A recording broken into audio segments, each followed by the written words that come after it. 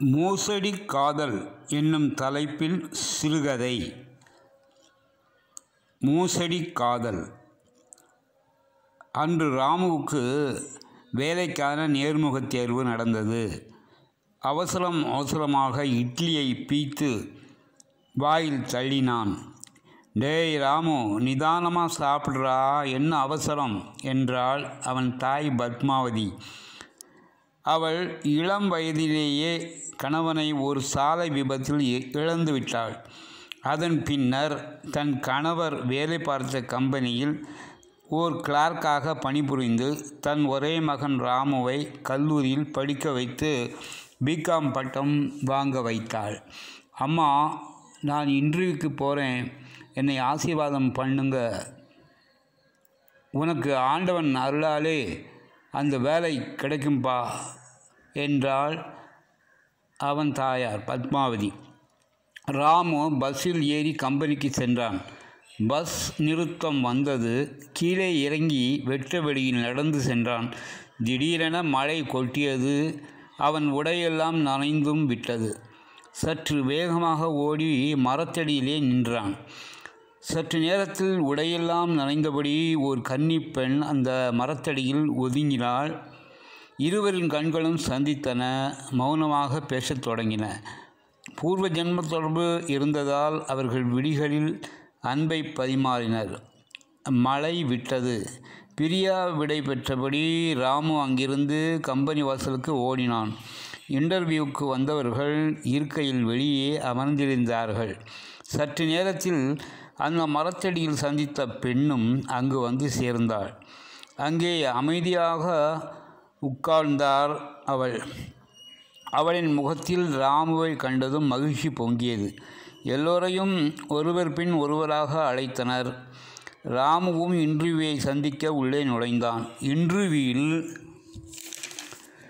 அதிகாரிகள் பல கேள்விகளை கேட்டு குழப்பினார்கள். தெரிந்தவரை பதிலளித்தான். மழையில் ஏன் நனைந்தபடி வந்தீர்கள் என ஒரு அதிகாரி கேட்டார். கால நேரம் தவறக்கூடாது என்ற கொள்கையை தான் சிறுவயது முதல் கண்டிப்பாக கடைபிடிப்பதாக கூறினான் ராமு. அந்த பதில் அந்த அதிகாரிக்கு மிகவும் பிடித்திருந்தது. எனவே அவனுக்கு இன்டர்வியூவில் அதிக மார்க் விழுந்தது. ராமு நன்றி கூறிவிட்டு தன்னம்பிக்கையோடு அங்கிருந்து வெளியேறினான். அந்த பெண் பெயர் விமலா. அவளும் இன்டர்வியூ அட்டெண்ட் செய்தாள்.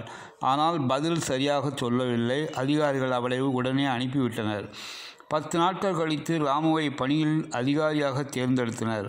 ராமு வேலைக்கு சென்று கொண்டிருந்தான். சில நாட்கள் சென்றன. ஒரு பெண் ஆஃபீஸை பெருக்கிக் கொண்டிருந்தாள். அவள்தான் விமலா. ராமு அவளிடம் பேசினான். ஏம்மா, உனக்கு நல்ல வேலை எதுவும் கிடைக்கலையா? சார், எங்கள் அம்மா ரொம்ப வயசு ஆனவங்க, அவங்க இப்போ வேலைக்கு போகல, எனக்கு எந்த வேலையும் கிடைக்கல, அதனால் இந்த வேலைக்கு வந்துட்டேன் என்றாள் விமலா. அடிக்கடி பல நாட்கள் விமலாவிடம் ராமு பேசினான். அது காதலாக மலர்ந்தது. பீச், சினிமா என்று இருவரும் சுற்றினர். அவள் தங்கள் காதலை தெய்வீக காதல் என்றாள். ஒரு நாள் விமலாவை தனது வீட்டிற்கு அழைத்து சென்று தனது தாயார் பத்மாவுக்கு அறிமுகம் செய்து வைத்தான் ராமு. தனது தாயாரிடம் விமலாவை திருமணம் செய்து கொள்ள ஆசைப்படுவதாக கூறினான். அவன் தாயாரும் தனக்கு மனப்பூர்வமான சம்மதம் என்று கூறிவிட்டாள். கூடிய சீக்கிரத்தில் திருமணம் செய்து வைப்பதாக கூறினாள் பத்மா. சில வாரம் கழித்தது. நிச்சயதார்த்தம் செய்வதற்காக பத்மா வீட்டுக்கு தனது தாயார் மற்றும் உறவினர் சிலரோடு சென்றான் ராமு. ஆனால் வீடு பூட்டி இருந்தது. அருகில் உள்ள வீட்டில் விசாரித்தபோது அவர்கள் மிகவும் அதிர்ச்சியான செய்தியை அவனிடம் கூறினர். ஓர் வயதான பணக்கார பெரியவருக்கு 2ஆம் தாரமாக திருமணம் செய்து விமலா அவள் தாயாருடன் வெளியூர் சென்ற விவரம் தெரிய வந்தது. மிகுந்த அதிர்ச்சியுடனும் ஏமாற்றத்துடனும் தனது வீடு திரும்பினான் ராமு. ஒரு நாள் வெளியூர் சென்ற ராமு விமலாவை ஒரு ஹோட்டலில் சந்தித்தான். ஒரு முதியவருடன் உணவருந்தி கொண்டிருந்தாள் விமலா. அவனை பார்த்ததும் பார்க்காதது போல் சாப்பிட்டாள் அவள் முதலில் சாப்பிட்ட அவள் கை கழுவ வாஷ் பேஷனுக்கு வந்தாள். வாஷிங் பேஷனுக்கு அருகே வந்தாள். அவளிடம், ராமு, உனக்கு மனசாட்சியே கிடையாதா? இப்படி என்னை ஏமாற்றிவிட்டு எவனோ பணக்கார கிழவனை 2ஆம் தாரமாக திருமணம் செய்து கொண்டாயே என கோபமாக கேட்டான். அதற்கு அவள் கூறினாள், ராமு, உங்களை திருமணம் செஞ்சு நான் ஒரு சாதாரண அன்றாடம் காட்சியாக இருக்கணும். அந்த பெரியவர் பெரிய கம்பெனி ஓனர். அவருக்கு பிள்ளைங்க கிடையாது. முதல் மனைவி இறந்து 3 மாதம் ஆச்சு.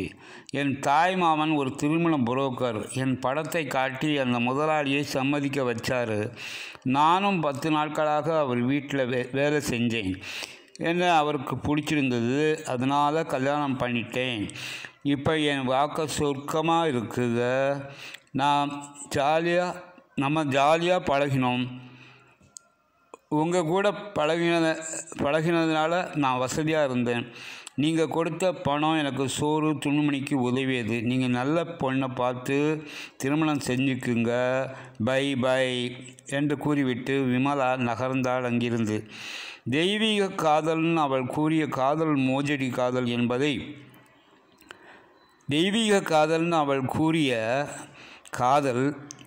மோஜடி காதல் என்பதை உணர்ந்தான் ராமு. அதன் பின் ராமுவின் தாயார் பல தடவை வற்புறுத்தியும் ராமு திருமணமே செய்யவில்லை. ஒரு அனாதை பையனை 10 வயதில் தத்து எடுத்து அவனுக்கு நல்ல தகப்பனாய் வாழ்ந்து வந்தான். அந்த பையனை பள்ளிக்கு அனுப்பி படிக்க வைத்தான். ராமுவின் தாயார் அந்த சிறுவன் மீது மிகவும் பாசத்தோடு இருந்தாள்.